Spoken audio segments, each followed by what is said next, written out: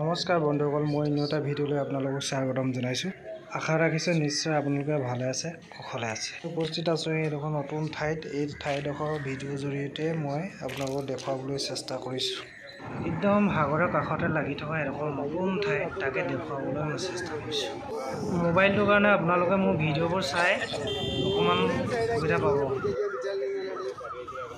বটবোৰ কিছুমান বট ৰখাই থোৱা আছে, মাছ মাৰিবলৈ ধৰিবলৈ যোৱা নাই, যাব আৰু লগতে মই স্পঞ্জো দেখুৱাই দিম বুলি আপোনালোকক দেখুৱাইছোঁ।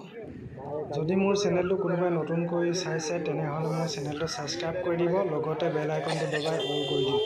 লাজে লাজে মোৰ ভিডিঅ'বোৰ প্ৰস্তুত কৰিছোঁ, কিন্তু আপোনালোকে নাহাঁহিব আকৌ দেই। ভিডিঅ'টো প্ৰস্তুত কৰাৰ কাৰণ এটাই, সাগৰৰ মাছৰ প্ৰজাতিসমূহ দেখুৱাবলৈ মই এই ভিডিঅ'টো প্ৰস্তুত কৰিছোঁ। গতিকে মাছবোৰ আপোনালোকে চিনি পাওক, দেখক, তাৰ কাৰণে ভিডিঅ'টো প্ৰস্তুত কৰা হৈছে।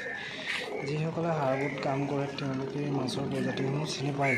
ইতিমধ্যে আমাৰ অসমৰ শ শ লোকে ইয়াত কাম কৰিছে, চিনি পায়। এইখন হ'ল পুলিচৰ বোট, ইয়াত পুলিচ থাকে। ইমান ধুনীয়া দুটা প্ৰজাতিৰ মাছ ওলাইছে, এটা হ'ল আইকৰা, আনটো হ'ল এইটো হ'ল অলামিন। এই দীঘল মাছটো অলামিন বুলি কয়। এইটো দীঘল ব'টখন আনি থোৱা হৈছে, এইটো কাৰণে নদীখন খান্দিব লৈছে। এই ফগলেণ্ডখন তৈয়াৰী কৰা হৈছে, বৰ্তমান প্ৰায় সম্পূৰ্ণ হৈছে। আৰু এইখন কষ্ট গাৰ্ডৰ দুখন ব'ট ৰখাই থোৱা আছে।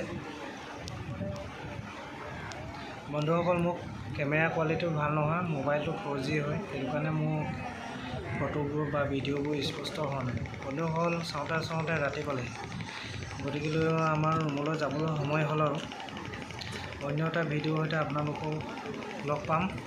আজিলৈ বাই বাই।